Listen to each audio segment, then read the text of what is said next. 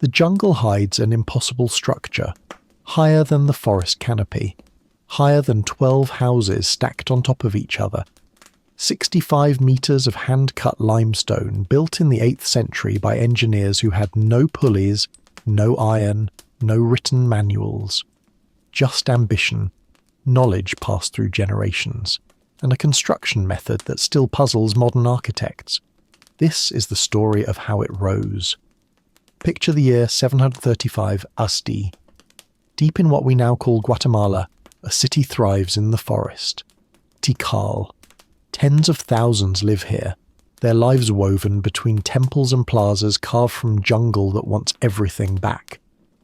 The ruler, Yikinchan Kawil, dreams of something no one has attempted. A temple pyramid taller than anything his world has ever seen. Taller than his father's monuments, taller than rival cities dare imagine. But dreaming costs nothing. Building costs everything. The challenge isn't just height. It's the jungle itself, a living force that swallows human effort. Rain falls in sheets that turn earth to soup. Roots crack stone. Insects devour wood. Heat drains strength from bodies before noon. And through all this, engineers must move stones weighing more than 10 men, lift them higher than the tallest trees, stack them so precisely that a single mistake means collapse. No cranes, no metal tools, no wheels, just stone tools that break after days of use. Just ropes woven from plant fibre that rot in humidity. Just wooden scaffolds that must somehow rise into sky without buckling under their own weight. And underneath it all, a question that haunts every builder. Will the jungle let us finish before it takes everything back? They start with the simplest problem, finding stone. Limestone sleeps beneath the forest floor, buried under centuries of decomposed leaves and roots. Quarries must be opened. Blocks must be cut free. Each one requires days of chipping, wedging, testing. And once freed, each block begins a journey through terrain that doesn't want it moved.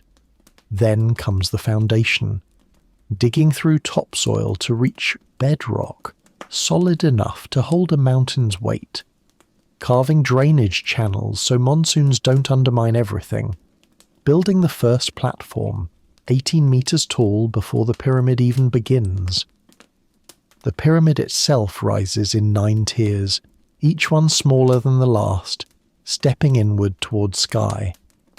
Workers fill the core with rubble and mortar, face it with cut stone, pray that angles hold and weight distributes and nothing shifts during the decades of construction. At 47 meters the pyramid stops.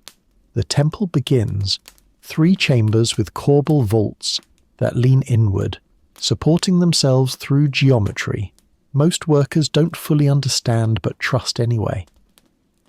Above the temple a roof comb, 10 meters of decorative stone lattice that serves a hidden purpose, counterweight. Without it the vaults below might buckle. 65 meters total, 6 years of labour, and at the end, one final test. Removing the wooden scaffolding and discovering whether everything stands key or falls. This is Temple 4, Tikal. This is how the Maya touched the clouds.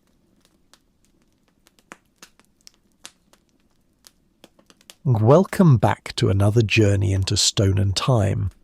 This is the Sleepy Structures, where we explore how our ancestors built wonders that still stand centuries after their creators returned to dust. Tonight, we travel deep into the jungles of Guatemala, to the ancient Maya city of Tikal, where engineers constructed the tallest pyramid the Americas had ever seen. 65 meters of limestone rising above the canopy, built without metal tools, without wheels, without machines. We'll watch limestone emerge from jungle quarries. We'll follow 10-ton blocks through forest mud. We'll climb wooden scaffolds into the clouds and learn how corbel arches turn weight into strength. This is Temple 4, completed in 741 AD, still standing after 12 centuries. So settle in, breathe slowly, let the jungle wrap around you as we build something impossible, together. Let's begin. The decision begins in silence. Yiki and Chan Kawil stand in the Grand Plaza, looking up at his father's temple. Temple 2 rises 38 meters, impressive, dominant, a statement in stone that has defined Tikal's skyline for decades. But the ruler sees something else. He sees limitation. He sees a height that rival cities might match. He sees a legacy that could be surpassed. He wants more. The year is 735 AD.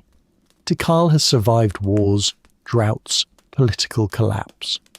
20 years ago, Yakin led warriors against Kalakmul, the rival superpower to the north, and won decisively. Prisoners were taken, tribute flows into Tikal's warehouses, the city thrives, but military victory fades from memory. Stone endures, and if Tikal is to remain supreme, it needs a monument that declares dominance not through battle, but through construction so audacious that other cities can only stare in wonder. He calls the master builders. They arrive at dawn. 3 men who have spent lifetimes understanding stone, weight, angles, failure. They've built temples before, renovated pyramids, repaired structures damaged by time and weather. But what the ruler proposes is different. He wants a pyramid taller than anything in the Maya world, taller than Temple 2, taller than the great structures at Kalakmul or Karakol, tall enough that its roof comb breaks above the jungle canopy and becomes visible from neighbouring kingdoms 30 kilometres away. The oldest builder asks the necessary question, how tall? Yakin answers without hesitation, 65 metres. Silence follows, not disbelief. These men don't waste energy on doubt, but calculation. 65 metres means a foundation massive enough to support weight that could crush bedrock if distributed poorly. It means a pyramid core requiring tens of thousands of limestone blocks. It means scaffolding rising into wind speeds the jungle floor never experiences. It means construction time measured in years, labour measured in thousands of workers, resources that will drain Tikal's economy for a generation. But it's possible. They begin planning. First question, where? The Grand Plaza already holds multiple temples, palace complexes, ball courts. Space is limited. The new pyramid needs room not just for its base, but for construction staging, areas to stockpile stone, mix mortar, organize worker crews, store tools and rope and wooden beams.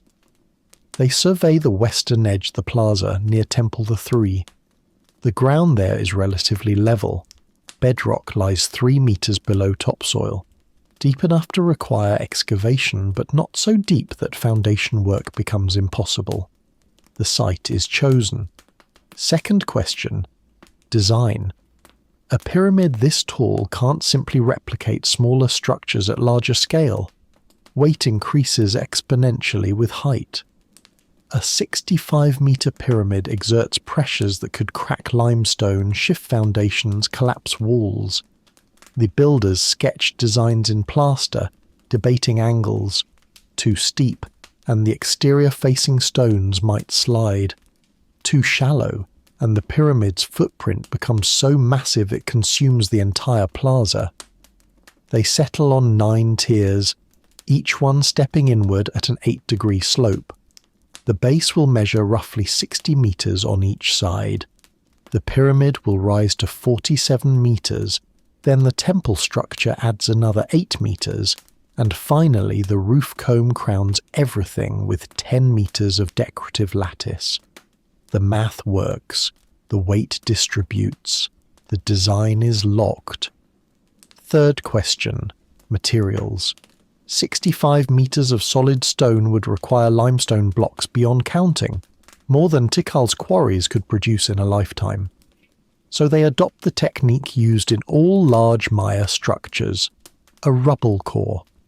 The interior will be filled with broken stone, mortar, chunks of limestone too irregular for facing work. Only the exterior needs precisely cut blocks. This reduces material needs by half and speeds construction dramatically. But where does the stone come from? The builders walk into the jungle searching. Limestone deposits exist throughout the region, ancient seabeds lifted by geological time into dry land, then buried under centuries of vegetation. They need quarries close enough that transport doesn't become impossible, but far enough that excavation doesn't undermine the pyramid's foundation. They find suitable deposits 200 meters south of the construction site. Close enough. The stone quality is acceptable, hard enough for structural integrity, soft enough to cut with stone tools. The quarry location is marked. Fourth question, labour. Conservative estimates suggest 6 years of construction.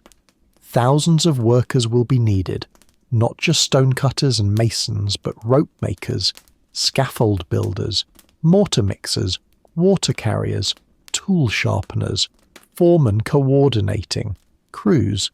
Some will work year-round. Others will contribute during agricultural off-seasons when fields require less attention. Tikal's population can support this.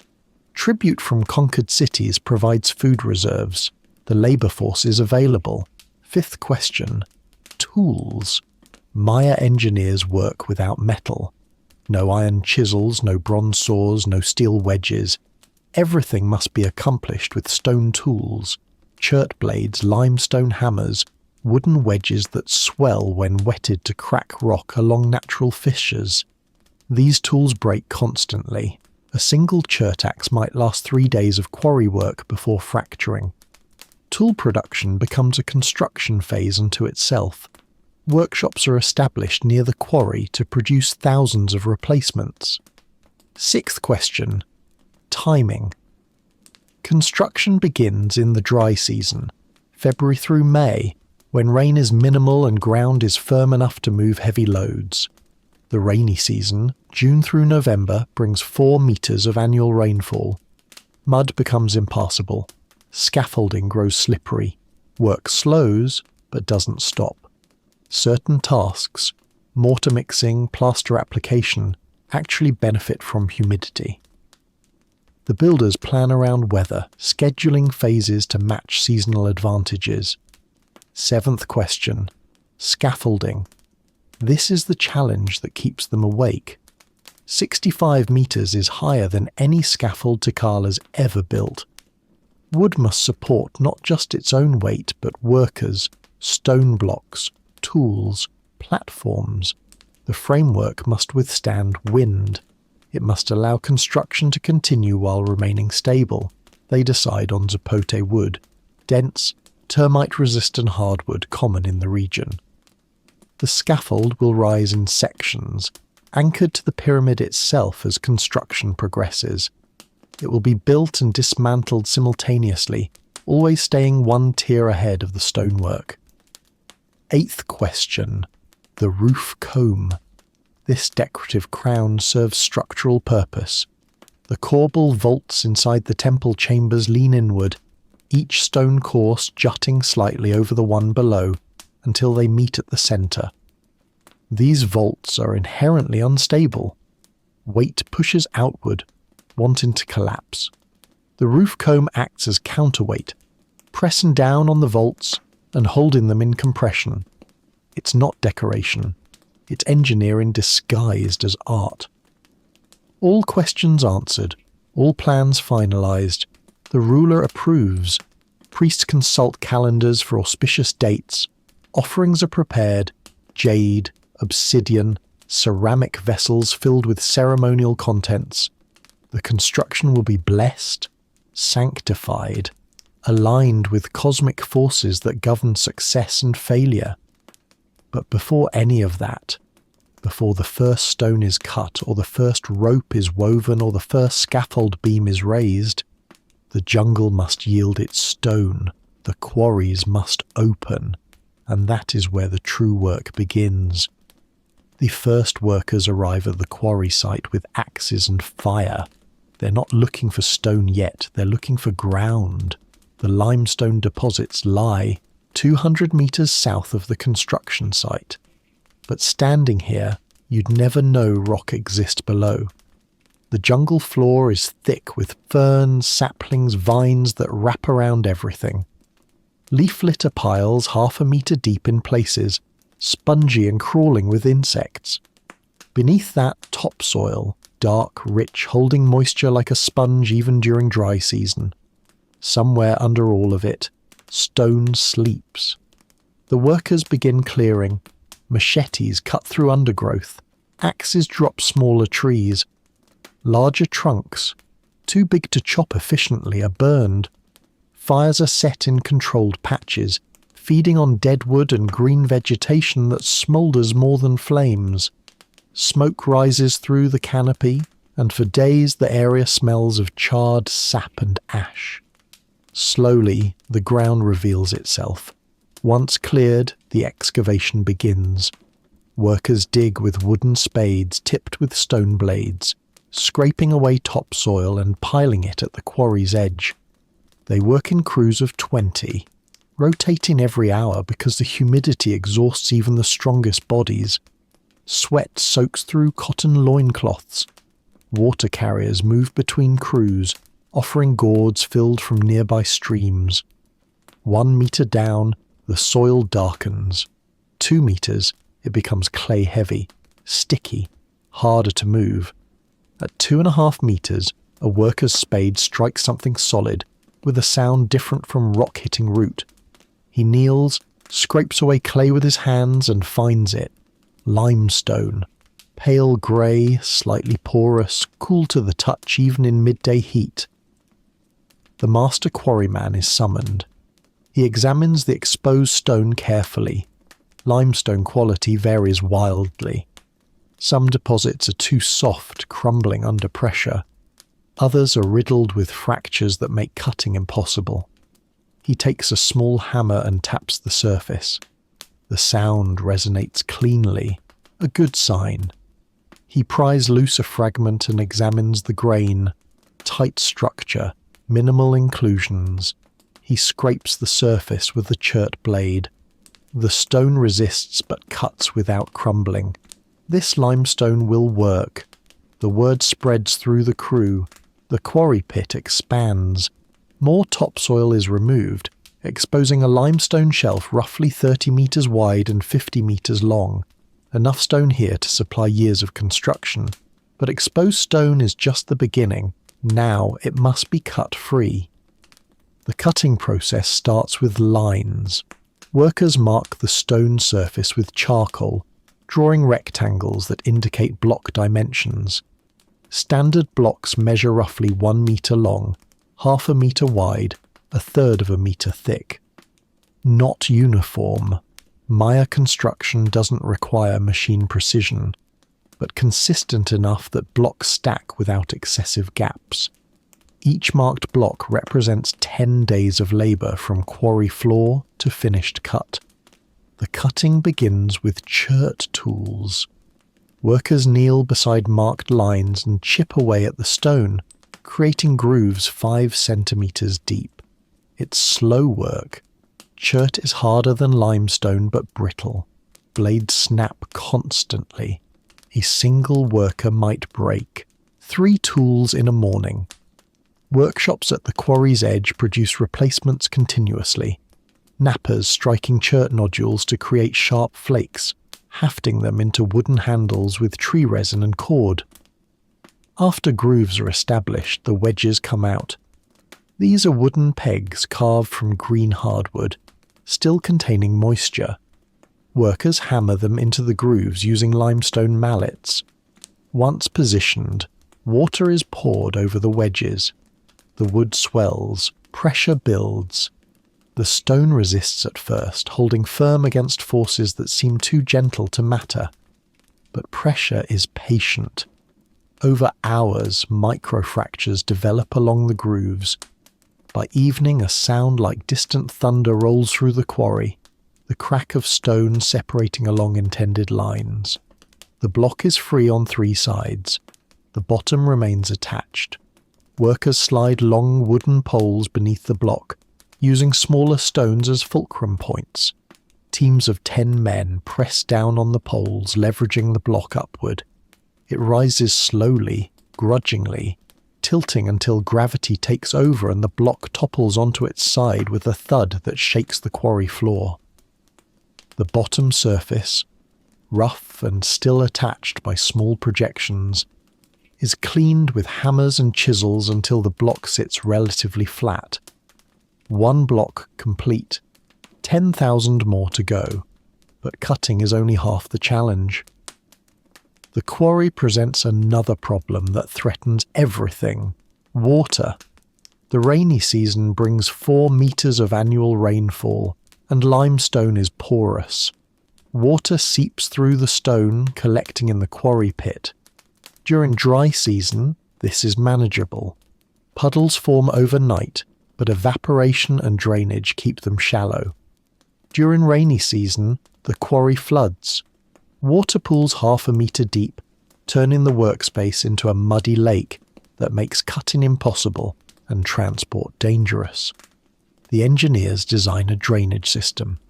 Workers carve channels into the quarry floor, sloping gently toward the southern edge, where the ground dips naturally.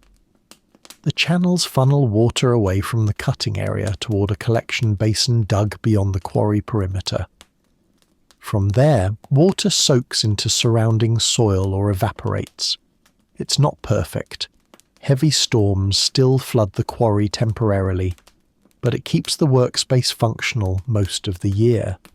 As blocks accumulate, a new concern emerges: quality control. Not every block is suitable for the pyramid's exterior. Some have hairline fractures invisible during cutting, but revealed during transport when blocks split under their own weight. Others have soft spots, areas where the limestone is poorly consolidated, crumbling when struck. These failures are sorted into separate piles. Failed blocks aren't wasted. They'll become rubble fill for the pyramid's interior, but they can't be used where structural integrity matters. The master quarryman develops a testing method. Each finished block is struck with a wooden mallet at multiple points. Sound quality reveals internal structure. A clean resonant tone indicates solid stone. A dull thud suggests hidden fractures. Blocks that fail the sound test are marked with red ochre and designated for rubble. Blocks that pass are marked with white lime and staged for transport. The staging area grows crowded. Finished blocks are rolled onto log platforms near the quarry's northern edge, the side closest to the construction site. They're organised by size and quality. Premium blocks destined for visible exterior faces occupy one section. Standard blocks for interior structural work fill another. Irregular pieces for rubble core pile in a third area. The organisation seems excessive, but during construction, efficiency matters. Workers need to locate the right stone quickly without sorting through hundreds of blocks. Tool maintenance becomes its own operation. A workshop tent stands at the quarry edge where craftsmen sharpen blades, repair handles, weave replacement ropes. A master rope maker works here full-time, twisting Henekian agave fibres into cords thick as a man's wrist. These ropes will drag blocks through the jungle, so strength is critical. Each rope is tested by having 10 men pull against an anchored tree. If the rope holds, it's approved for quarry use. If it snaps, the weave pattern is adjusted and the next batch is made tighter. Months pass. The quarry deepens. The first shelf of limestone is exhausted, and workers descend to a second layer 3 meters below the surface. The pit now resembles a terraced canyon. multiple levels where crews work simultaneously, passing blocks upward using ramps and rollers. The pyramid hasn't started rising yet, but here in the forest, stone by stone, it's already being born. The quarry produces stone faster than transport can move it. Blocks accumulate in staging areas, 50, then 100, then 200 limestone rectangles waiting for their journey to begin. Each one weighs more than 10 men combined. Each one must travel 200 meters through jungle terrain that resists every effort. No wheels exist to roll them, no animals are strong enough to drag them. Only human muscle, wooden rollers, rope, and coordination can move stone this size. The transport crews arrive at dawn. The path from quarry to construction site doesn't exist yet. Between the limestone staging area and the pyramid's foundation lies 200 meters of jungle floor, uneven, root-tangled, sloping in places where seasonal runoff has carved shallow channels. Before a single block moves, the route must be prepared. Workers spread through the corridor with axes and digging tools, clearing vegetation, removing roots that could trip rollers, filling low spots with packed earth and gravel. The path takes shape slowly, 3 meters wide, relatively flat, hardened by feet that walk it hundreds of times, packing the soil firm. During rainy season, drainage channels are cut along both sides to prevent the route from becoming a mud river. Wooden planks are laid across problem areas, sections where clay soil never fully dries, where blocks would sink axle deep without reinforcement. Once the path is ready, the first block begins its journey. It sits on the staging platform marked with white lime to indicate premium quality. The transport crew gathers, 20 men, all experienced, all understanding that mistakes at this stage can shatter months of quarry work. The foreman inspects the block, checking for fractures that might have developed since cutting. Finding none, he signals preparation. Workers position log rollers beneath the block, 6 wooden cylinders cut from hardwood, each 2 meters long and thick as a man's thigh. The block rests on the first 3 rollers. The remaining 3 wait ahead on the path. Hemp ropes, each tested to support 1,000 kilograms, are threaded through carved grooves on the block's front face and secured with complex knots that distribute tension evenly. The foreman calls the rhythm. Heave, heave, heave. 20 men pull. The ropes go tight. The block resists friction, holding it against the platform. The crew adjusts stance, leans into the pull, and suddenly the block shifts. It slides forward onto the rollers with the grinding sound. Limestone against wood. The rollers turn. The block moves. 2 meters forward, and the rear roller emerges from beneath the block. Workers grab it, run ahead, and position it in front of the lead roller. The block never stops moving. As long as rollers cycle from back to front, momentum continues. Stopping means starting again, which requires twice the effort. The crew settles into rhythm. Pull, advance, cycle rollers, pull again. Progress is measured in meters per hour. The block weighs approximately 4,000 kilograms, more than the entire crew combined. Every movement requires coordinated effort. If one person pulls off rhythm, the block jerks sideways. If a roller shifts position, the block tilts and risks toppling. 50 meters into the journey, the path slopes downward slightly. The foreman raises his fist, the signal to stop pulling. On a decline, the block doesn't need pulling. It needs restraint. The crew repositions, moving from the front rope to ropes attached to the block's rear. Now they act as brakes, controlling descent speed, preventing the block from rolling forward uncontrolled and crushing anyone in its path. Descent is more dangerous than pulling. The block wants to accelerate. Rollers spin faster. If a rope snaps, the block becomes unstoppable until friction or obstacles halt it, usually by shattering the stone. The crew leans back, feet digging into earth, muscles straining against gravity's pull. The block inches down the slope, controlled, steady. At the bottom, flat ground returns. The crew repositions again, back to pulling configuration. Rollers cycle. The rhythm resumes. Halfway to the construction site, a roller cracks. The sound is sharp, wood splitting under compression that exceeds its tolerance. The block lurches, tilting slightly to the right. The foreman shouts for halt. Workers drop ropes and rush to stabilize the block with wooden wedges before it tips completely. A toppled block can't be lifted without specialized scaffolding. Sometimes it's easier to cut a new block than recover a fallen one. The damaged roller is extracted and examined. A fracture runs lengthwise through the wood, likely from a hidden flaw in the grain. It's discarded. A replacement is brought from the supply cache positioned at the route's midpoint. 5 minutes lost. The block is relevelled. Transport resumes. 100 meters from the construction site, the route encounters its most challenging section. Here, the ground rises steeply, a 3-meter elevation gain over 15 meters of distance.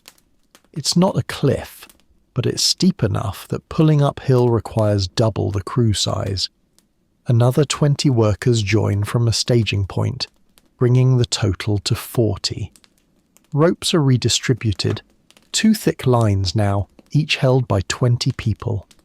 The foreman calls a different rhythm, slower, more forceful. Heave, hold, heave, hold. The block resists. Gravity pulls it backward. Rollers compress under the weight. Wooden fibers groan. The crew pulls in unison. Bodies lean in so far forward they're nearly horizontal. The block shifts, moves, gains 1 meter. Rollers are cycled, another pull, another meter.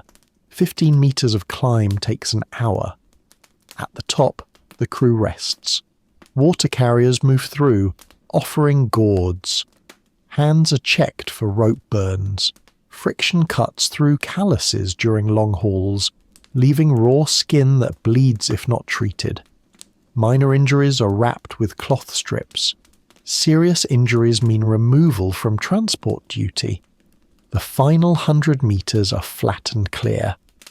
The block rolls smoothly now, almost eagerly, as if it knows its destination approaches. The construction site comes into view, a massive cleared area where the pyramid's foundation is being excavated. Wooden stakes mark the perimeter. Survey lines crisscross the ground.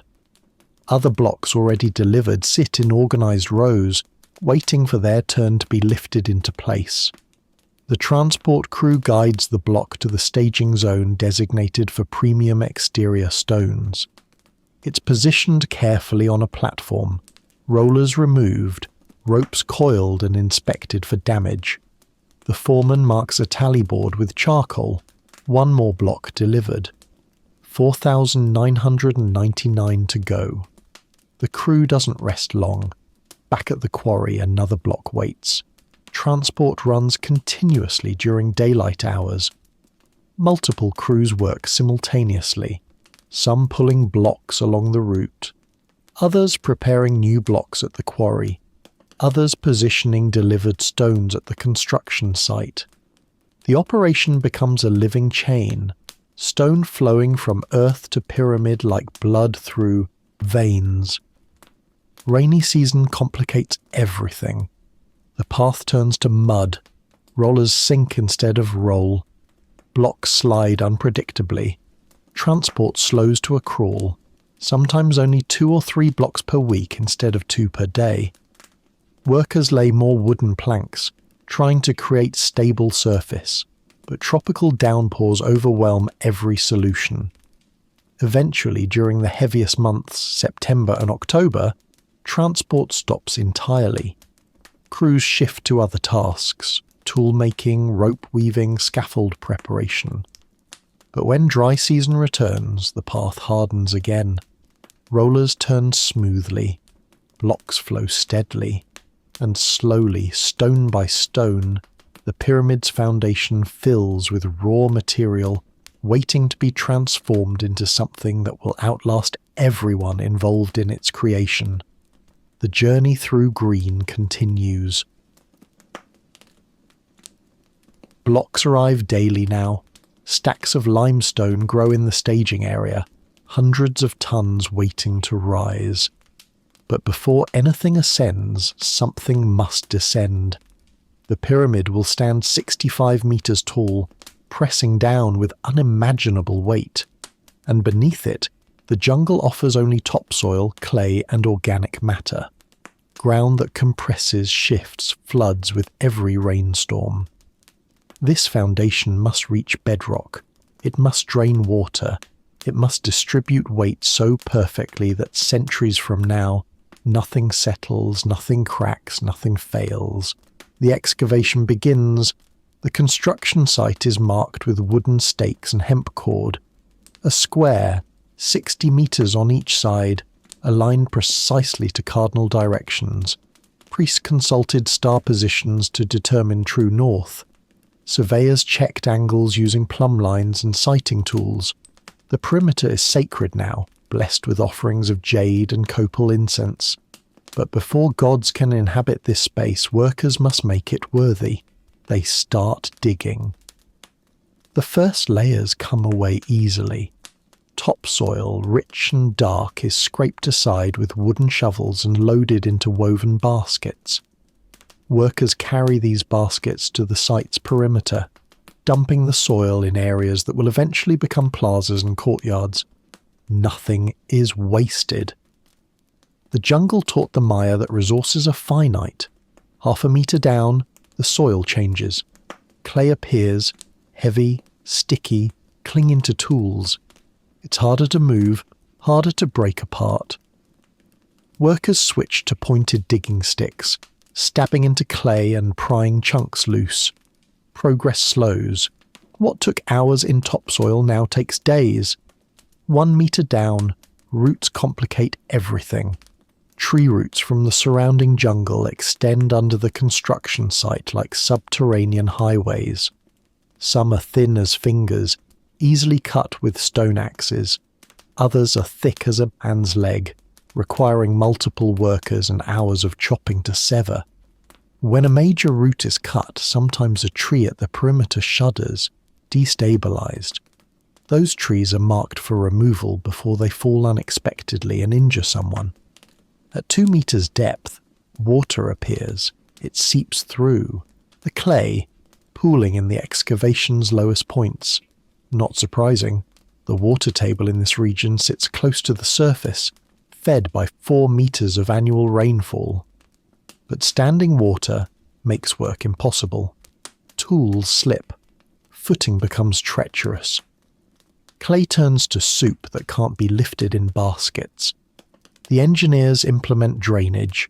Workers carve channels into the clay floor, sloping toward the excavation's southern corner, where ground naturally dips lower. The channels funnel water to a collection sump dug outside the construction perimeter. From there, water is bailed out continuously by a dedicated crew. 2 workers with large gourds, working in shifts, scooping water and dumping it 20 meters away where it soaks into surrounding jungle. It's tedious work, but it keeps the excavation dry enough to continue. At 2.5 meters, a worker's digging stick strikes something that doesn't yield. He kneels, scrapes away clay with his hands and finds stone, bedrock, pale limestone, solid, cool to the touch. The master engineer is summoned. He inspects the exposed rock carefully, checking for fractures or soft spots.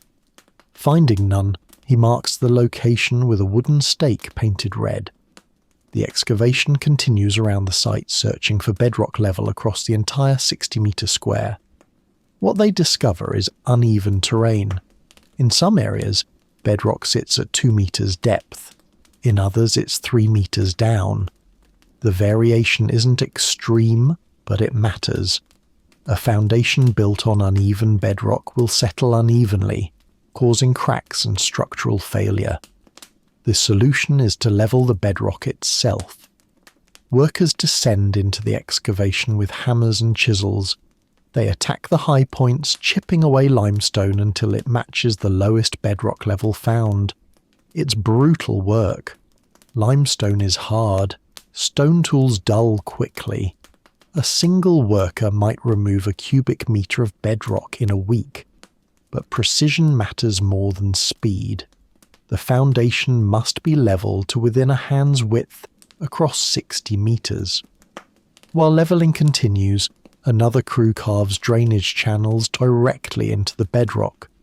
These channels are deeper and more permanent than the clay trenches. They run in a grid pattern across the bedrock surface, intersecting at regular intervals. During rainy season, when water infiltrates the foundation from above, these channels will carry it away before it pools beneath the pyramid. Without drainage, water pressure could undermine the structure, causing subsidence or cracking. The channels slope toward the southern edge where a major drainage culvert will be built, a stone-lined tunnel carrying water completely away from the construction site. It's infrastructure that will never be seen once the pyramid is complete, but it's as critical as any visible element. 3 months into excavation, the bedrock is level and drained. Now comes the foundation proper, the massive platform that will distribute the pyramid's weight across bedrock. This platform isn't just piled stone, it's engineered layers, each serving specific purpose. The first layer is rubble fill. Workers dump broken limestone into the excavation, irregular chunks from quarry waste, shattered blocks that failed quality testing, fragments left over from cutting operations. This rubble is packed tightly, hammered down with wooden mallets until pieces wedge together. The rubble layer rises 1 metre above bedrock, creating a compressible buffer that absorbs minor ground shifts without transferring stress to the pyramid above. On top of rubble comes mortar-bedded stone. This layer uses larger blocks, not premium facing stones, but solid structural pieces cut to roughly uniform size. They're laid in courses, each block bedded in lime mortar that fills gaps and bonds stone to stone. The mortar is mixed on site, burnt limestone powder, water, and crushed limestone aggregate. When it cures, it becomes nearly as hard as the stone itself. The mortar-bedded layer rises 2 metres, bringing the foundation to 3 metres above original bedrock level. At this height, the foundation's top surface emerges at ground level, flush with the surrounding plaza. From here, the pyramid will begin its visible rise. But the foundation isn't finished. Its edges need reinforcement.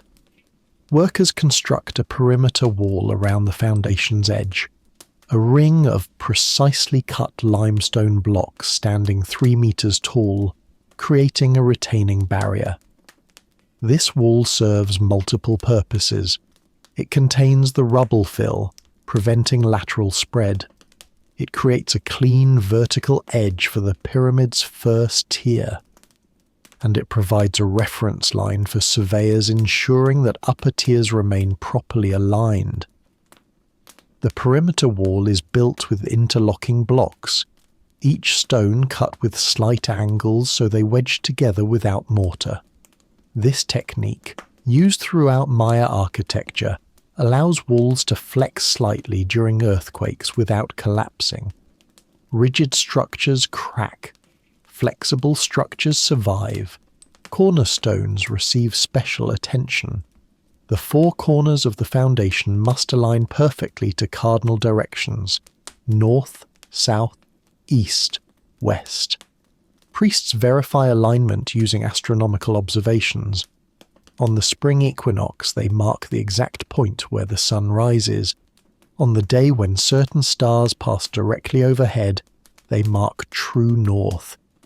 These celestial reference points ensure the temple will be cosmologically aligned, connected to the movements of sky and time. Once corners are positioned, mason teams work outward, laying perimeter stones along measuring cords stretched between corner markers. The cord ensures straightness. Plumb bobs ensure verticality. Every few courses, surveyors check the angles, making micro adjustments before errors compound. The first platform takes 8 months to complete. When finished, it stands 18 meters tall above original ground level, a massive rectangular platform 60 meters on each side, its top surface perfectly level and ready to bear the pyramid's weight. The platform's interior is solid rubble and mortar. Its exterior is faced with cut stone. Drainage channels honeycomb the bedrock below, ready to carry away water for centuries. Workers stand at the platform's edge, looking across the empty top surface. This is where the pyramid begins, where 9 tiers of stone will rise, stepping inward, climbing towards sky. But that is tomorrow's challenge. Today, the foundation is complete. The jungle has been pushed down 3 meters, bedrock has been conquered, and the weight of ambition now has something solid to stand on. The mountain is anchored, the platform stands ready, 18 meters of foundation waiting for the structure it was built to support. Workers gather at its edges, looking at the empty expanse of levelled stone. Somewhere in that flat space, a pyramid will emerge, 65 meters total height, 9 tiers stepping inward like a staircase for gods. But pyramids don't rise as solid masses. They're built like mountains with skeletons, internal frameworks filled with rubble, faced with cut stone, held together by mortar and geometry. The method has been proven in dozens of Maya structures. Now it must work at a scale no one has attempted. The first tier begins. The master engineer stands at the platform's centre with a measuring cord. He's calculating the first tier's dimensions. The base is 60 meters square. That's fixed. But how far inward does the second tier start? Too much inward slope, and the pyramid becomes squat, wasteful of the foundation's capacity. Too little, and the structure rises too steeply, risking instability. He settles on an 8-degree inward slope for each tier. This angle has proven stable in other temples. It creates a profile that looks steep from ground level but distributes weight safely. Each tier will be approximately 5 meters tall, stepping inward roughly 2 meters from the tier below. The first tier's perimeter is marked with stakes and cord. Workers begin constructing the outer walls, the skeleton that will contain everything else. These walls aren't solid. They're double-layered with a gap between. The outer face uses premium cut stones, carefully fitted so joints are tight. The inner face uses rougher blocks, still structural but not visible, so precision matters less. Between the two walls, a gap of 1 meter. This gap will be filled with rubble and mortar, creating a composite structure stronger than either element alone. The cut stone faces provide rigidity and weather resistance. The rubble core provides mass and compression strength. Together they form walls capable of supporting tiers stacked above. The outer wall rises first. Masons work in teams of 4, 2 positioning stones, 2 mixing mortar, all coordinating with hand signals in the noise of construction. Each block is set on a mortar bed, tapped level with wooden mallets, checked with plumb lines for verticality. Joints are filled with mortar paste. smoothed flush with the stone face. Progress is visible but slow. A good team lays 20 blocks per day. The first tier's perimeter requires thousands of blocks. Weeks pass. The outer wall climbs one course at a time, knee height, then waist height, then shoulder height. When the outer wall reaches 2 meters, the inner wall begins. It rises parallel to the outer wall, 1 meter inward, using the same technique but less precision. Blocks don't need perfect joints here, they just need to stack stably and provide structure for the rubble fill. The inner wall climbs quickly, catching up to the outer wall's height within days. Now the gap between walls is ready for filling. Rubble crews arrive with baskets loaded with broken limestone, chunks ranging from fist-sized to head-sized irregular shapes that can't be used for structural blocks. This material has been accumulating since quarry operations began. Now it finds purpose. Workers dump rubble into the gap between walls. Other workers descend into the gap with long wooden poles, tamping the rubble down, packing it tight so voids are minimized. Every meter of height, a layer of mortar is poured over the rubble, liquid lime mixture that seeps between stones, filling gaps, bonding everything into a semi-solid mass. The process repeats. Outer wall rises a meter, inner wall catches up. Rubble fills the gap, mortar bonds it. Layer by layer, the first tier's perimeter walls grow. At 5 meters height, the first tier is complete around its perimeter, but the interior, the vast space enclosed by perimeter walls, is still empty, open to sky. This interior must also be filled, transforming the hollow rectangle into a solid platform for the second tier. The filling strategy is different here. Pure rubble would require impossible quantities of stone. Instead, the engineers use a cellular approach. Interior walls are built, low partitions crisscrossing the enclosed space, dividing it into rectangular cells roughly 4 meters on each side. These walls are only 2 meters tall, built quickly with rough stone and minimal mortar. They don't need to be beautiful, they need to create compartments. Once the cells are defined, they're filled with rubble and earth mixture. This mixture is less pure than the perimeter wall fill. It includes broken pottery, construction debris, soil excavated from the foundation, small stones, basically anything with mass. The cells are filled to the top of the interior partition walls, then capped with a layer of larger stones and mortar to create a rough surface. On this rough surface, the second tier begins. The process repeats. Perimeter walls with outer and inner faces, rubble core between them, interior cellular fill. But the second tier's footprint is smaller. The 8-degree inward slope means this tier starts 2 meters inward from the first tier's edge, reducing the base from 60 meters to 56 meters square. The inward slope is carefully maintained. Masons use angled guide cords to ensure each tier leans inward consistently. If one section becomes too vertical, it creates a weak point. If another leans too far inward, it wastes potential height. The 8-degree angle must be uniform around the entire perimeter. Tier by tier, the pyramid grows. Third tier begins at 10 meters height. Fourth tier at 15 meters. By the fifth tier, workers are laboring 25 meters above the plaza, high enough that dropping a stone could kill someone below. Safety protocols emerge organically. Work zones are marked. When stones are being lifted or positioned above, crews below move to safe areas. Accidents still happen.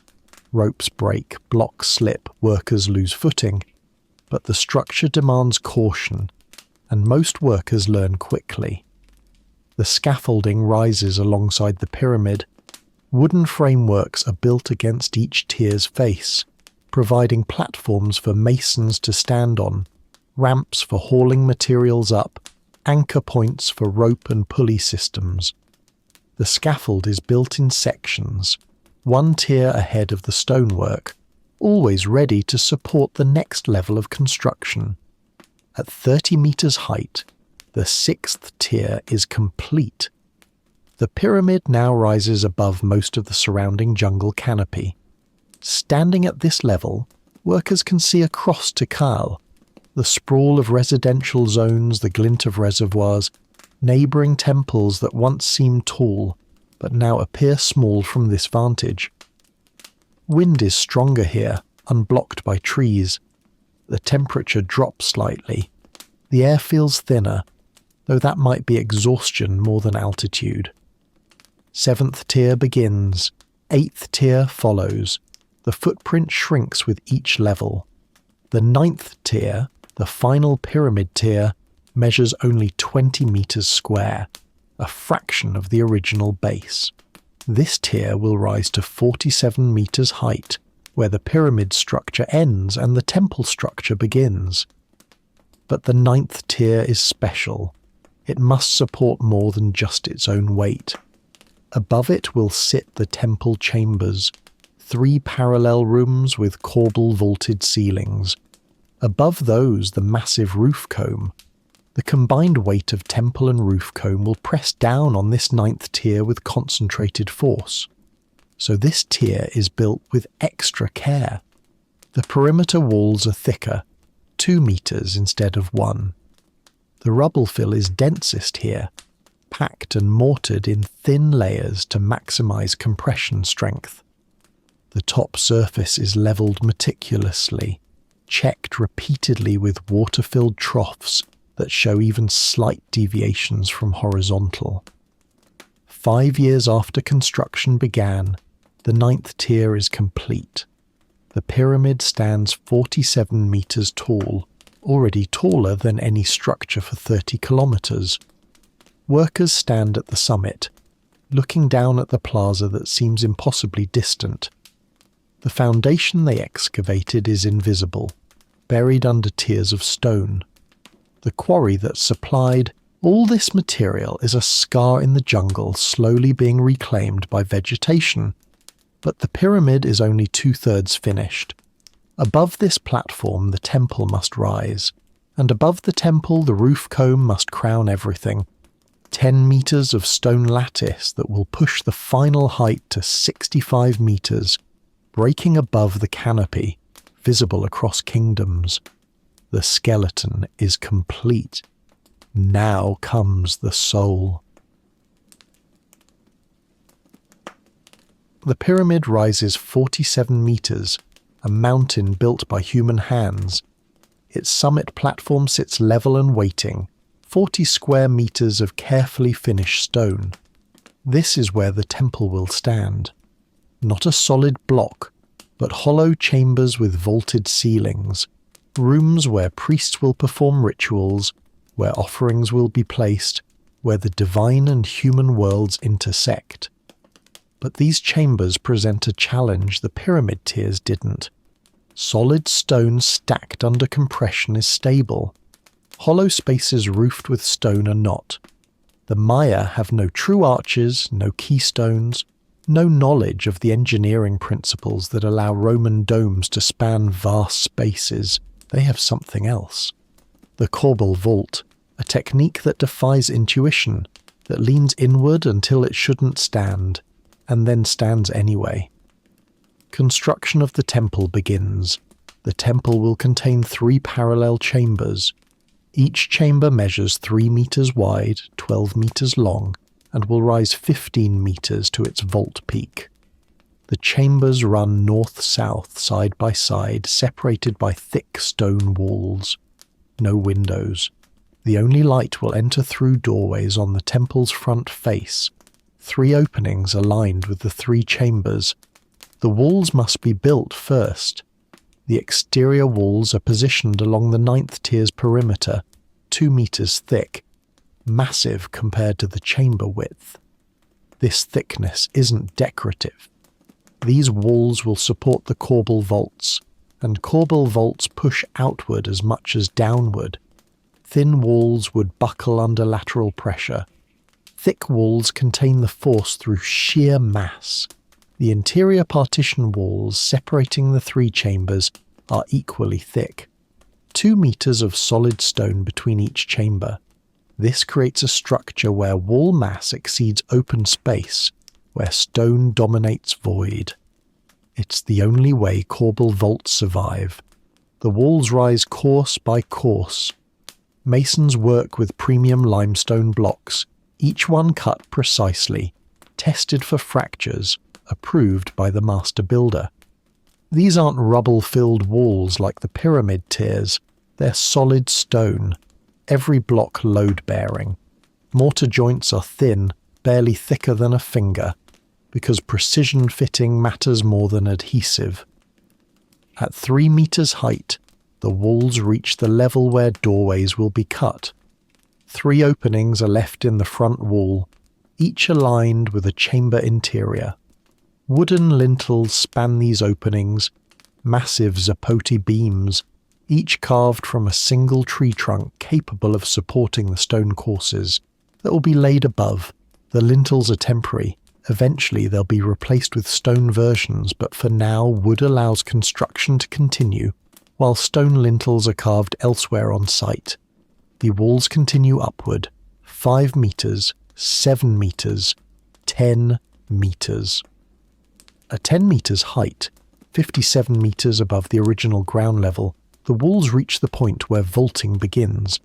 The chambers are now tall rectangular boxes open to sky, their walls rising sheer and vertical.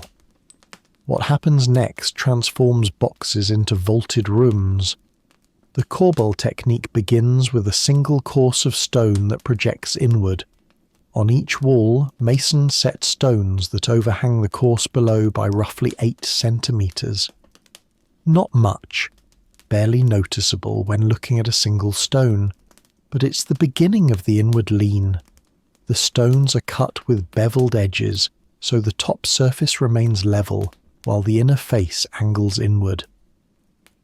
The next course repeats the pattern. Another 8 centimeters of overhang. Course by course, the walls lean toward the chamber center. The gap between opposite walls narrows.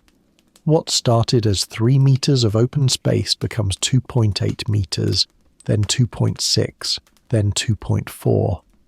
The vault is closing. But there's a problem corbel vaults always face: instability during construction. Each overhanging stone wants to rotate inward, pulled by its own weight. The only thing preventing rotation is the mass of stone behind it, the thick wall pressing down, creating enough friction and compression to hold each course in place. But during construction, before upper courses are added, the cantilever is vulnerable. Wooden supports are installed inside each chamber.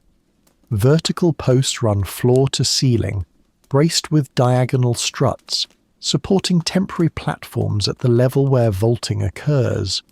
These platforms hold the overhanging stones from below, preventing collapse until enough courses are added to stabilize the structure through compression. The wooden framework turns each chamber into a forest of posts and beams, crowding the interior, but absolutely necessary. The vaulting continues inward. 15 courses, 20 courses, 25. At this point, the gap between opposite walls has narrowed to less than a meter. The chamber's cross-section resembles a triangle with the point cut off, a truncated peak. Just a few more courses and the walls will meet, but they don't meet with precision. Corbel vaults never achieve the perfect apex of a true arch. Instead, capstones are used. Flat slabs of limestone, each roughly 1 meter long and half a meter wide, are laid across the remaining gap. These capstones rest on both sides of the narrowed vault, bridging the final opening. They're not load-bearing in the traditional sense. They don't support weight from above through compression. They simply close the vault, creating a continuous ceiling. The capstones are mortared into place, and suddenly the chamber is no longer open to sky. It's a roofed space. Dark except for light filtering through the front doorway. The vault rises 15 meters above the floor, taller than most Maya buildings in their entirety, and creates an interior that feels massive, echoing, sacred. But the vault isn't finished. Its exterior needs protection. The angled outer surface of the vault, a slope of stepped stone rising from wall base to capstone peak, is now exposed to weather. Rain will seep into joints. Roots will find cracks. The vault must be sealed. Workers apply lime plaster to the vault's exterior. This isn't thin decorative plaster. It's a thick coating hand-smoothed over every stone surface, filling joints, creating a continuous waterproof shell.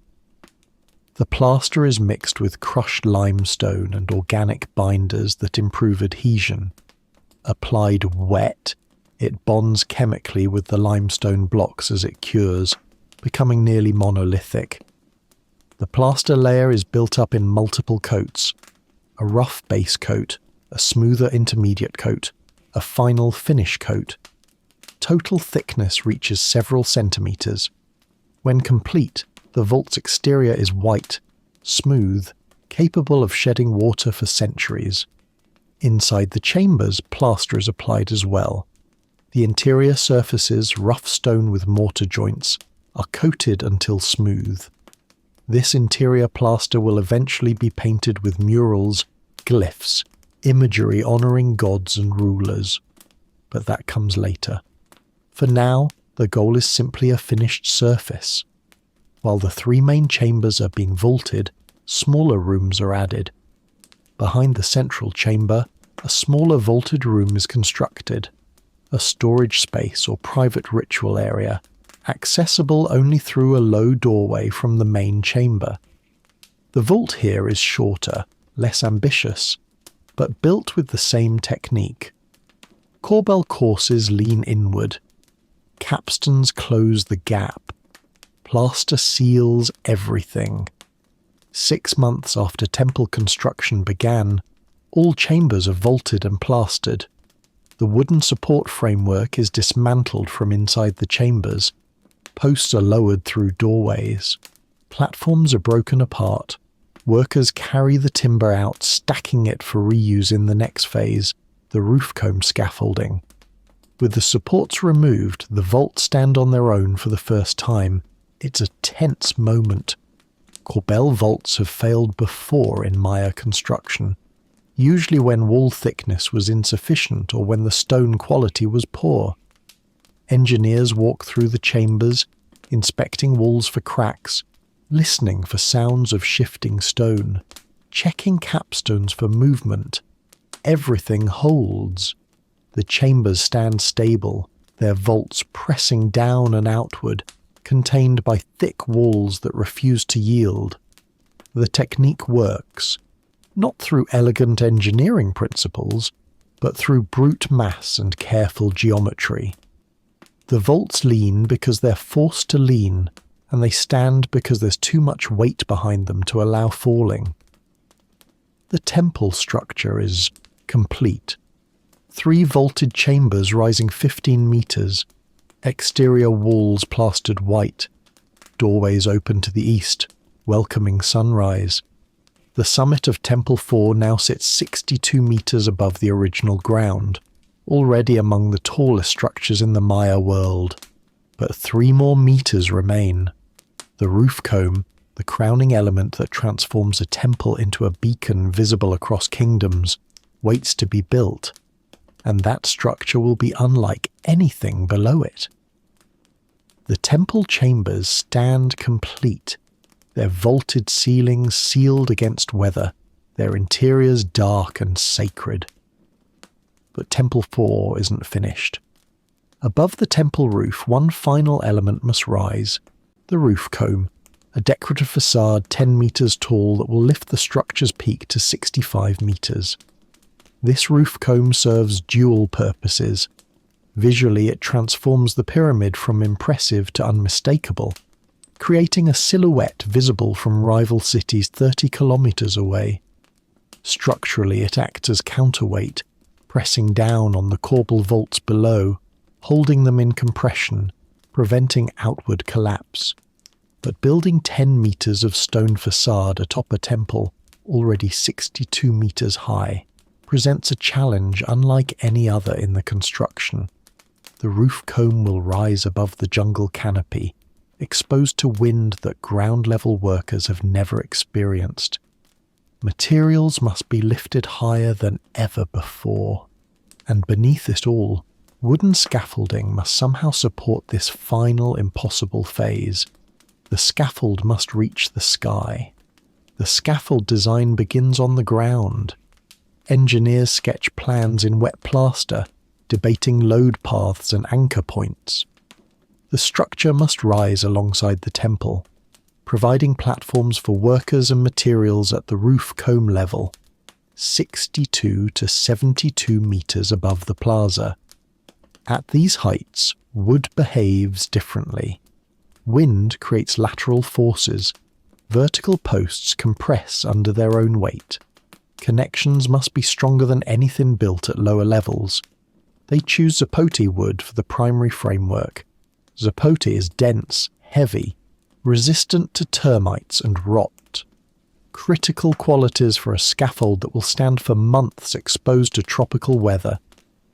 Trees are selected from the jungle, felled, stripped of branches, cut into posts ranging from 6 to 12 meters long. The wood is used green, freshly cut, still containing moisture, because dry wood would crack under load. The scaffold rises in stages anchored to the pyramid itself. The first stage was built during pyramid tier construction. Platforms attached to each tier's face as it rose, allowing masons to work. Those lower sections remain in place, now supporting the upper framework. At the 9th tier level, 47 meters high, a massive platform extends outward from the pyramid, a staging area where materials accumulate before final lifting to temple roof level. From this staging platform, vertical posts are raised. Each post is 10 meters long, thick as a man's torso. Crews use rope and pulley systems to lift them upright, then guide the base into pre-positioned sockets, holes carved into the pyramid stone surface, filled with wooden wedges that grip the post base and prevent shifting. 4 posts are positioned at the corners of the temple structure. 8 more posts are distributed around the perimeter. The posts extend upward past the temple roof, reaching toward the height where the roof comb will be built. Horizontal beams connect the vertical posts. These beams, 6 meters long, wrist thick, are lifted into place and lashed to the posts using henequen rope. The lashing technique is critical. Multiple wraps of rope circle both post and beam, pulled tight, then secured with knots that won't slip under the load. No nails exist, no metal fasteners. Every connection is rope, and every rope must hold or the scaffold collapses. Diagonal bracing is added for lateral stability. Beams run at 45-degree angles from post to post, forming triangular bracing patterns. These diagonals prevent the scaffold from swaying in wind, a serious concern at this height. Without bracing, the scaffold would flex like a tree, and workers would be unable to maintain balance. With bracing, the structure becomes rigid, stable enough for precision stonework. Platform levels are installed every 3 meters. These platforms are built from smaller poles lashed side by side, creating surfaces where workers can stand, where stone blocks can be staged, where mortar can be mixed. Each platform measures roughly 4 meters square, large enough for a work crew but not so large that wood weight becomes excessive.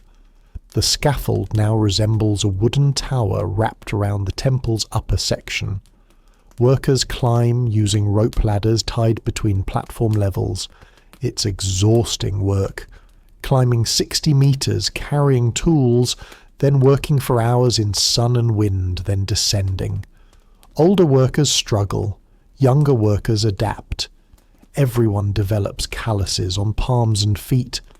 Pulley systems are installed for lifting materials.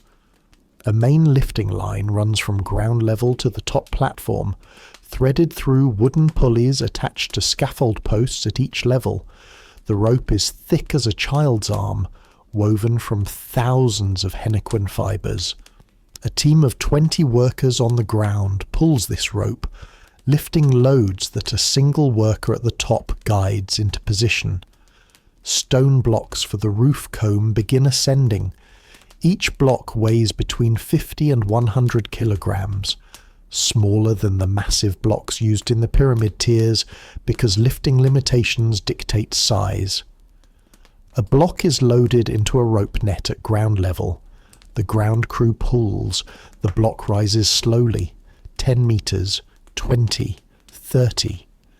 At each platform level, workers guide it past obstacles, preventing it from swinging and striking the scaffold. 40 meters up, 50 meters, 60 meters. The block reaches the top platform where a crew unloads it and stacks it, with others awaiting use. Each lift takes 30 minutes. Dozens of blocks are needed daily. The lifting operation runs continuously during daylight hours. Wind becomes a constant factor. At ground level, air is still, humid, trapped beneath the canopy. At 65 meters, wind flows freely, sometimes gentle, sometimes gusting hard enough to make scaffold posts creak. Workers learn to read the wind, pausing stone lifts during strong gusts, resuming when air calms. A block spinning on a rope in high wind can smash into the scaffold or injure someone. Rain is worse than wind. Tropical downpours turn wooden surfaces slick. Rope stretches when wet, causing pulleys to slip. Visibility drops to meters. During heavy rain, work stops entirely, not by decree, but by practicality. Workers descend to shelter, waiting for weather to pass. Sometimes that takes hours, sometimes days.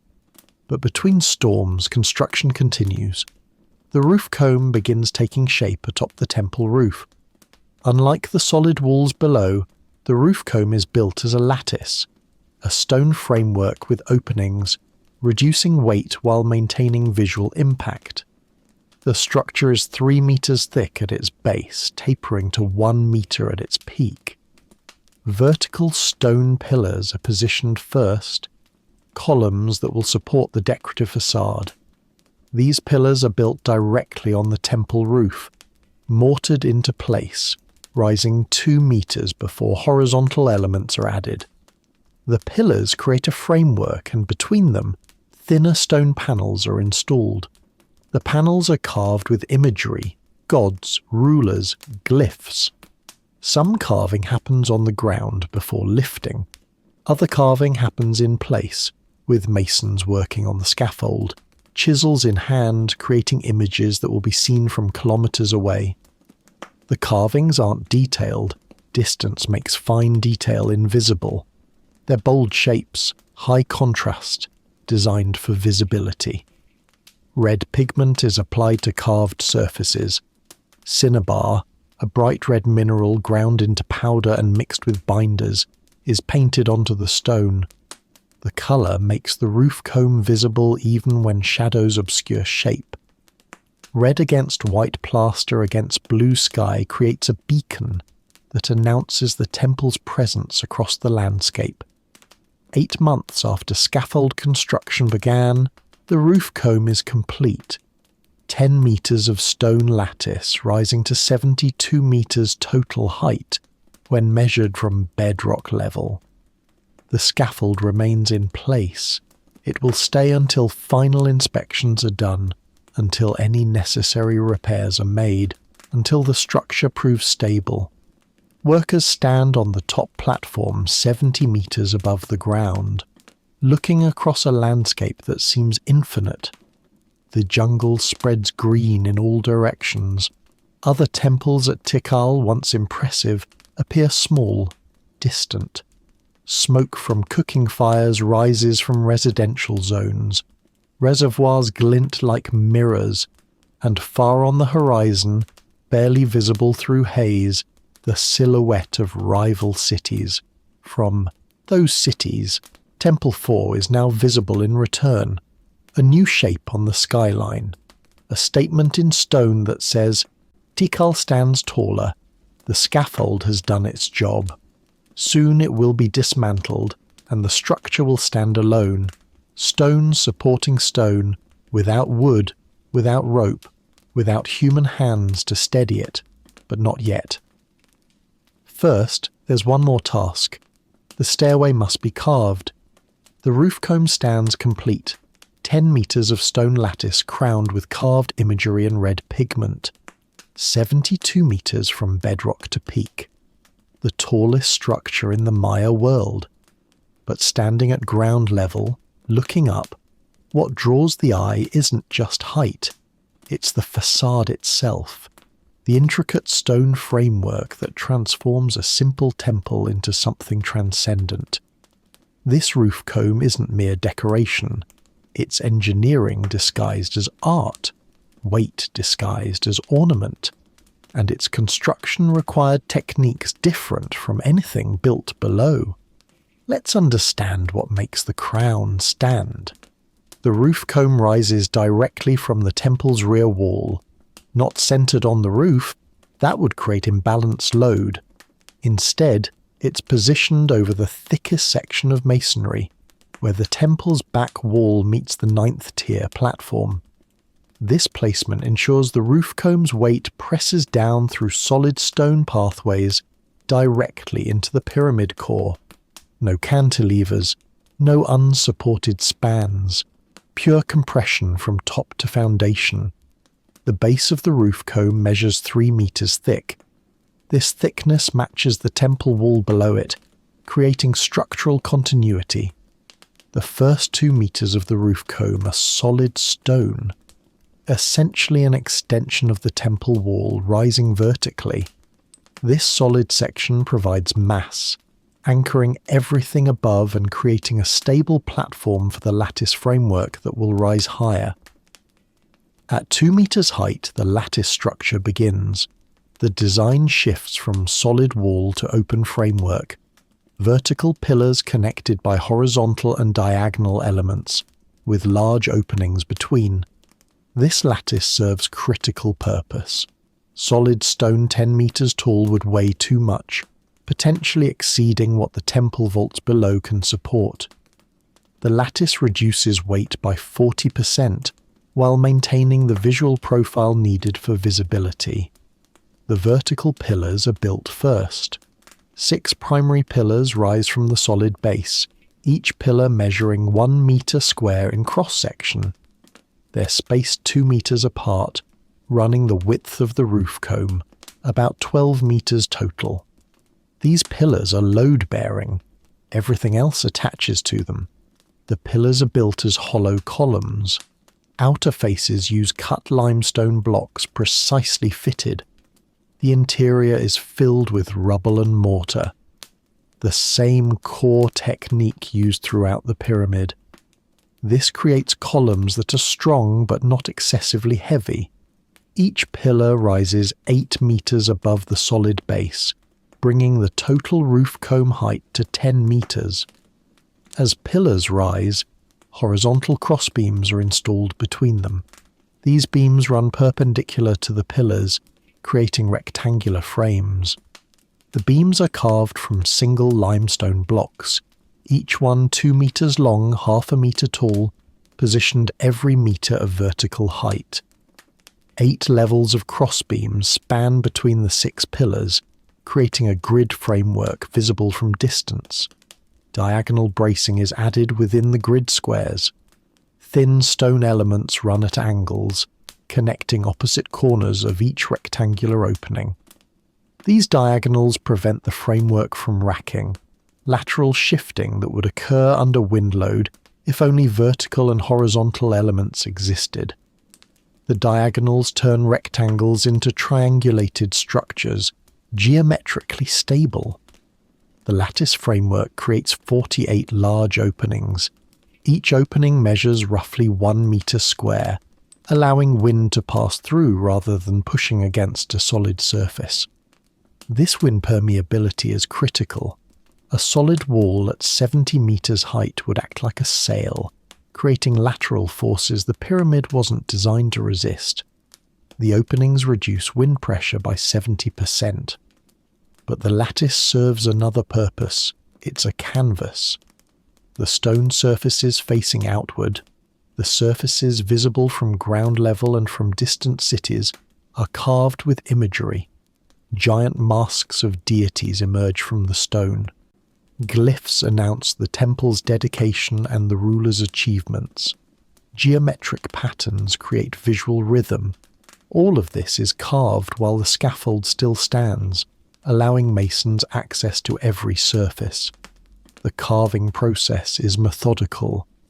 Master carvers work from drawings, designs sketched in plaster on the ground, approved by priests and rulers, then transferred to stone using charcoal outlines. The carvers use stone chisels and wooden mallets, removing limestone in controlled chips.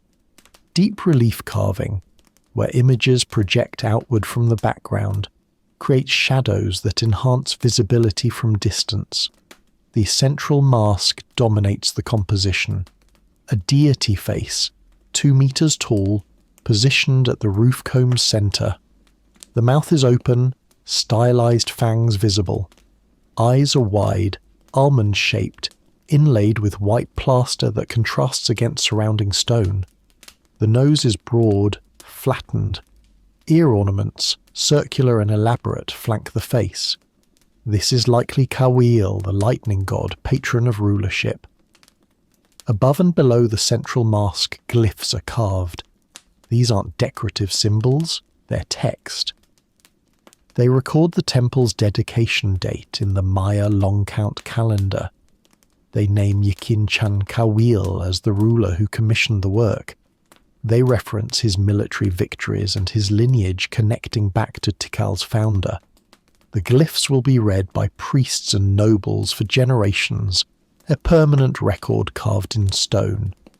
Flanking panels show additional imagery.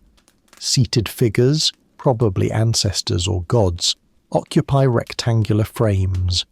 Their poses are formal, ritualistic. They hold ceremonial objects, scepters, deity effigies, woven textiles. The carving style is bold, simplified for distance viewing. Fine details like facial features or textile patterns are suggested rather than rendered precisely. Once carving is complete, pigment is applied. Red cinnabar is the primary colour, ground mineral mixed with organic binder, painted onto carved surfaces. The red makes imagery visible from kilometres away, turning the roof comb into a coloured beacon against the sky. Some areas receive additional colours, blue from azurite, white from lime, black from charcoal, but red dominates. The pigment application takes weeks. Workers paint with brushes made from animal hair bound to wooden handles. Multiple coats are applied, each layer deepening colour intensity. The painted surfaces are then sealed with a clear lime wash that protects pigment from weathering. While the roof comb's front face receives elaborate treatment, the rear face remains plain. This isn't neglect, it's pragmatism. The rear faces the jungle, away from the plaza, invisible from ground level. Carving unseen surfaces would waste labour and time. The rear is simply plastered smooth, left white, functional rather than decorative. The roof comb's structural role becomes clear once complete. Its weight, approximately 200 tons of stone, presses down directly on the temple vaults below. This downward pressure counteracts the outward thrust of the corbel arches. Without the roof comb, the vaults would be marginally stable, vulnerable to settling or lateral movement. With the roof comb, the vaults are locked in compression, held stable by the very weight they support. It's counterintuitive engineering, adding weight to stabilize rather than collapse. But it works because the weight is positioned precisely, because the load path is direct, because Maya builders understood empirically what they couldn't express mathematically. The roof comb tapers as it rises. The base is 3 meters thick.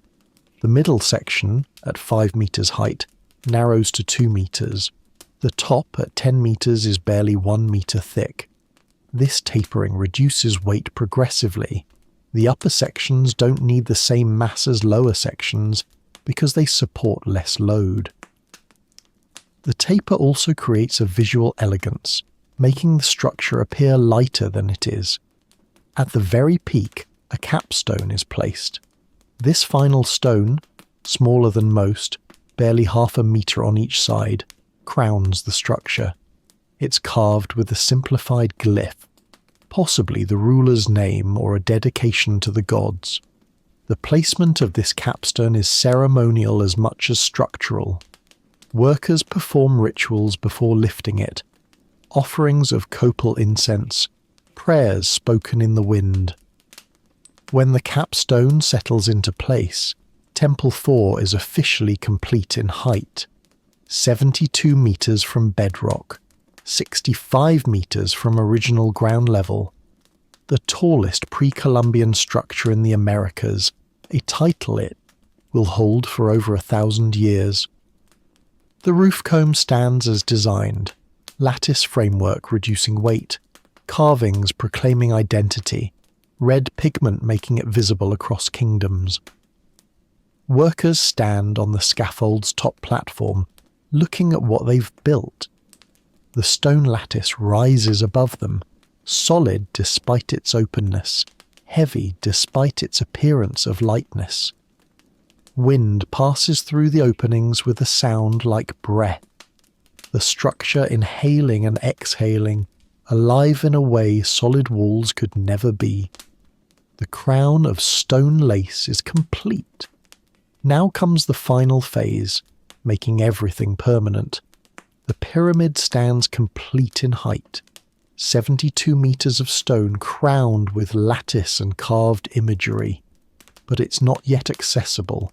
There's no path from ground to summit except the wooden scaffold that workers have climbed for years. The structure needs its final element, the stairway that will allow priests to ascend, that will connect earth to sky, that will transform construction site into sacred space. And once the stairway is carved, the scaffold that made everything possible must come down. The final phase begins. The stairway will climb the pyramid's front face, the eastern side facing sunrise. It won't be a gentle incline. The pyramid's geometry doesn't allow that. From plaza level to temple doorway spans 47 vertical meters over a horizontal distance of roughly 35 meters. The resulting angle is 70 degrees, steep enough that climbers will use hands as much as feet, steep enough that a fall means serious injury or death. 180 steps will be carved into the stone. The work begins at the bottom, at the first tier's base. Masons mark the stairway's width, 4 meters, centered on the pyramid's front face. This width allows 2 people to pass carefully, but isn't so wide that it weakens the structure. The stairway will be carved directly into the pyramid's exterior-facing stones, not built separately and attached, but integrated into the structure itself. The first step is outlined with charcoal.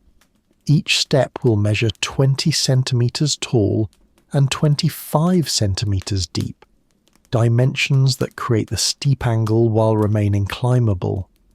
Masons use chisels to carve into the limestone facing blocks, removing material to create the horizontal tread and vertical riser of each step.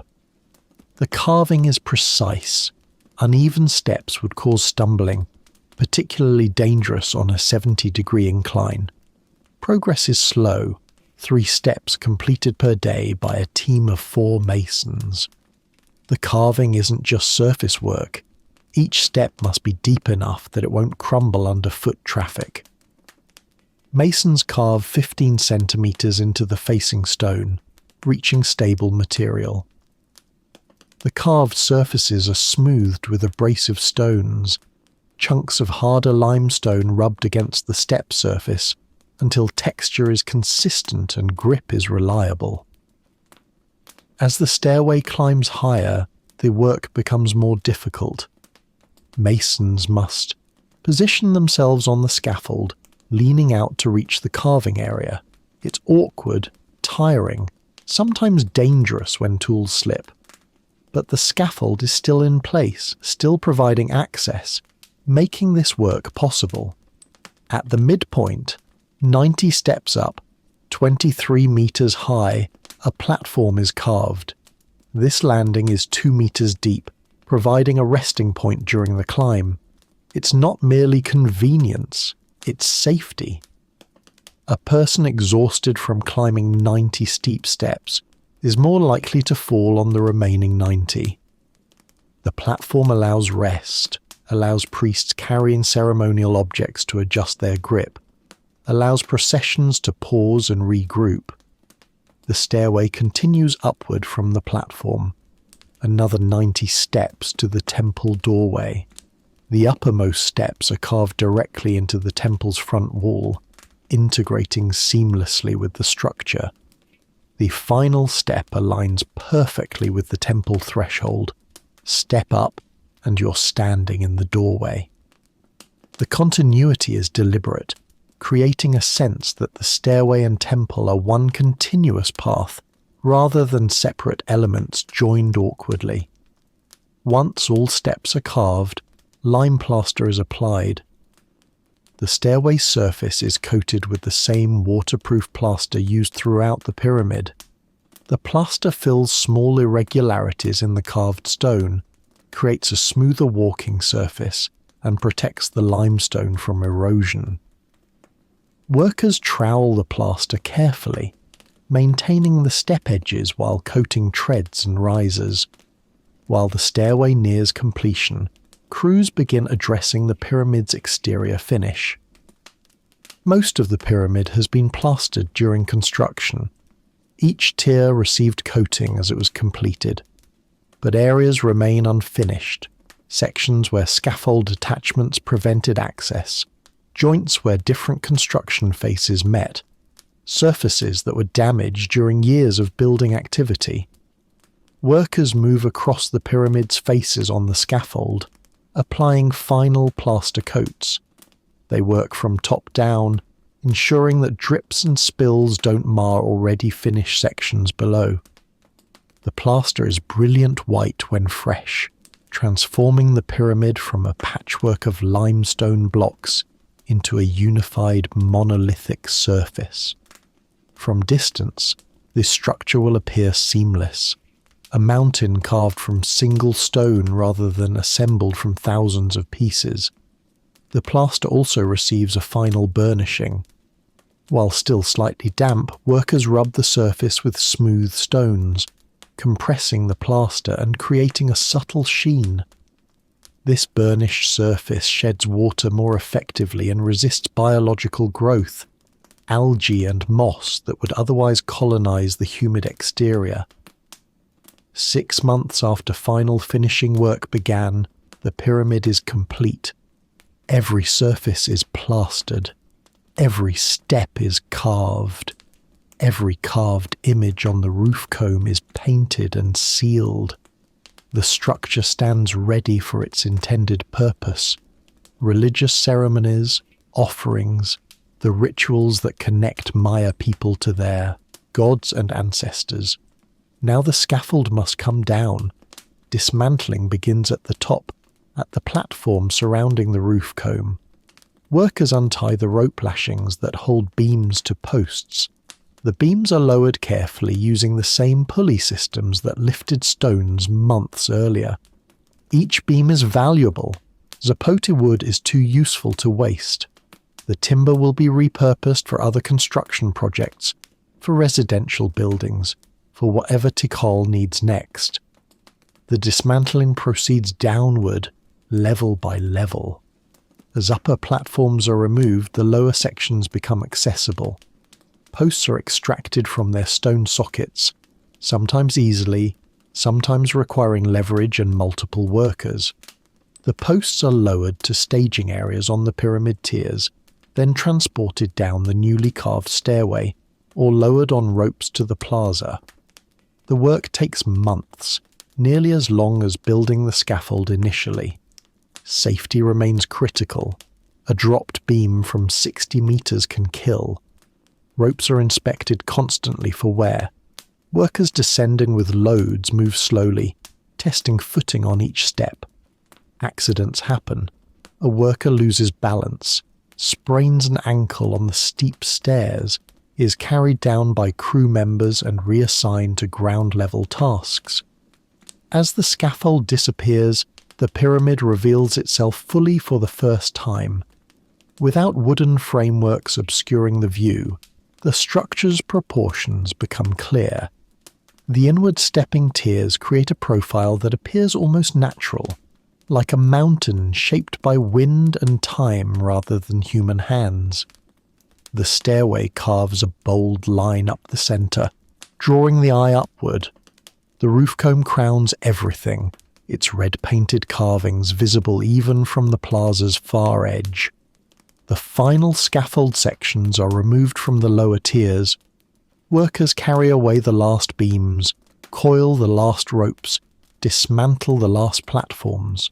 The construction site, active for 6 years, grows quiet. Tools are collected and stored. Unused stone blocks are moved to warehouses for future projects. The staging areas are cleared, the ground levelled. The jungle begins reclaiming the quarry.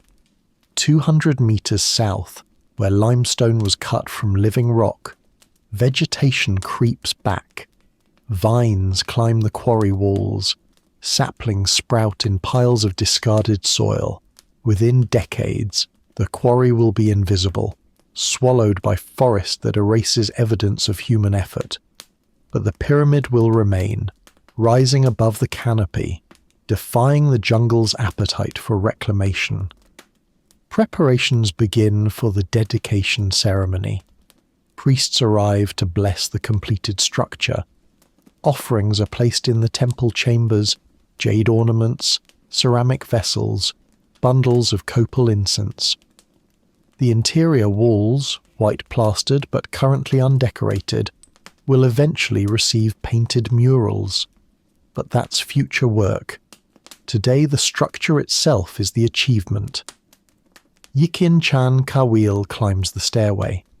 The ruler ascends slowly, pausing at the midpoint platform, continuing to the summit. He enters the central chamber, 15 meters tall, corbel vaulted, dark except for light from the doorway. He stands in silence, looking at stone walls that will outlast his reign, his children's reigns, generations beyond counting. This is what ambition looks like when transformed into limestone. Workers gather in the plaza below, looking up at what they built. Most will never climb those stairs. The temple is reserved for priests and nobility. But standing here, looking at a structure that dominates the skyline, they know what their hands accomplished. They moved mountains through jungle. They carved bedrock. They lifted stone into clouds. They built corbel vaults that lean impossibly yet stand. They raised a roof comb 70 meters high that will be visible from rival cities for centuries. Temple 4 stands complete, the tallest structure the Maya world has ever seen, the tallest structure the Americas will see until modern times. 65 meters from ground to roof comb peak, 72 meters from bedrock to capstone, and it stands not through magic or divine intervention, but through stone tools, rope fibre, human muscle, and knowledge passed through generations. Builders teaching builders, refining techniques until the impossible becomes merely difficult. The construction site falls silent. Birds return to the canopy. Howler monkeys call from distant trees, and above it all Temple 4 rises, permanent, patient, waiting for the centuries to come. Evening settles over Tikal. The sun drops toward the horizon, filtering through jungle canopy in golden shafts that paint the plaza in amber light. Shadows lengthen. The day's heat begins to release from stone that has absorbed it since dawn. And above everything Temple 4 stands, silent, massive, catching the last light on its white-plastered surfaces and red-painted roof comb. Workers have gone home. Tools are stored. The construction site that dominated this space for 6 years has vanished, leaving only the structure itself. No scaffolding, no rope, no evidence of the labour that raised it except the pyramid standing impossibly tall against darkening sky. From the plaza, you can barely see the roof comb's peak. It's 72 metres above bedrock, higher than the tallest trees, breaking through the canopy into open air. Birds circle at that height, swifts and parrots riding wind currents that never reach ground level. The temple has entered their world, the realm of flight and cloud, where stone shouldn't exist but does. Walk closer. Stand at the pyramid's base, at the bottom of the stairway that climbs the eastern face. 180 steps rise before you, each one steep, each one carved from limestone that was underground 6 years ago.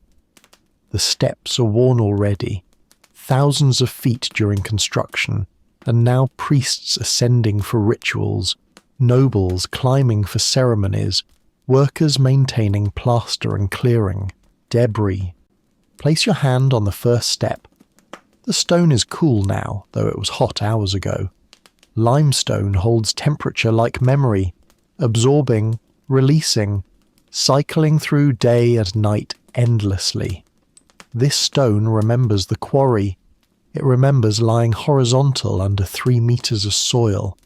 It remembers the chert tools that freed it, the rollers that carried it, the mortar that bonded it. Climb. 20 steps up, your legs begin to feel the angle. 70 degrees is steep. You're not walking, you're ascending like a ladder, hands touching the steps above for balance. 30 steps. 40. Your breathing deepens. The plaza below grows distant. 50 steps. At 90 steps, the midpoint platform offers rest. Turn around. Look back at where you started. The plaza spreads below, wider than it seemed from ground level. You can see other temples now from this vantage.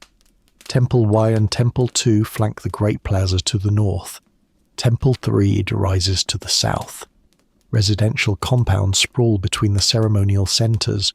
Reservoirs reflect sky. Causeways cut straight lines through jungle. This is what the builders saw during construction. This view, earned through climbing, repeated daily for years. Continue upward, another 90 steps. Your calves burn. The steps feel steeper in the upper section, though the angle hasn't changed. It's just exhaustion altering perception. 120 steps, 150. The temple doorway appears above, a dark rectangle against white plaster. 180. The final step. You're standing at the temple entrance, 47 meters above the plaza. The doorway is tall, 4 meters, designed to emphasize the transition from outside to inside, from light to shadow, from mortal space to sacred space. Enter the central chamber. Darkness swallows you. The only light comes from the doorway behind and 2 smaller doorways in the side chambers. The corbel vault rises 15 meters overhead, invisible in shadow but present, felt through the acoustic quality of the space. Sound doesn't echo. It's absorbed by the stone, by the chamber's geometry, creating a silence deeper than absence of noise. This is where priests will chant, where offerings will be placed, where the barrier between human and divine becomes thin. Stand here long enough, and your eyes adjust. You can see the plaster walls smooth and unmarked. Eventually they'll be painted, murals depicting gods, ancestors, mythological events. But tonight, they're blank. The chamber is pure space, pure potential, waiting for centuries of ritual to fill it with meaning. Exit through the doorway, climb the interior passage to the roof. The temple roof is flat, plastered, accessible, and rising from its rear edge, the roof comb towers another 10 meters. Up close, the lattice structure is obvious. Vertical pillars, horizontal beams, diagonal bracing, all carved with imagery and painted red. The stone is warm from afternoon sun still radiating. Heat. Walk to the roof's front edge. Look out. You're 62 meters high now. The jungle canopy spreads below like a green ocean, rolling toward horizons you can't quite see through evening haze. To the east, the direction of sunrise, the forest continues unbroken. To the north and west you can see other Maya cities, distant pyramids rising above the canopy like islands in the green sea. Those cities see Temple 4 in return. This height was intentional. Visibility was the goal. When dawnlight strikes the roof comb tomorrow, people 30 kilometers away will see it. They'll know Tikal stands taller than anywhere else. They'll know what Maya engineering can accomplish when ambition meets stone. The wind is stronger up here. It moves freely, unblocked by trees, carrying scents from distant places, smoke from cooking fires, moisture from approaching rain, the green smell of jungle growth. The wind also carries sound. Howler monkey calls, bird cries, the rustle of leaves moving in unison. Night arrives quickly in the tropics. The sun drops below the horizon. Twilight lasts 20 minutes before darkness takes over. Stars emerge, first a few, then thousands, unobscured by canopy at this height. The Milky Way arcs overhead, that river of light Maya astronomers have mapped and mythologized. The pyramid becomes part of the night landscape.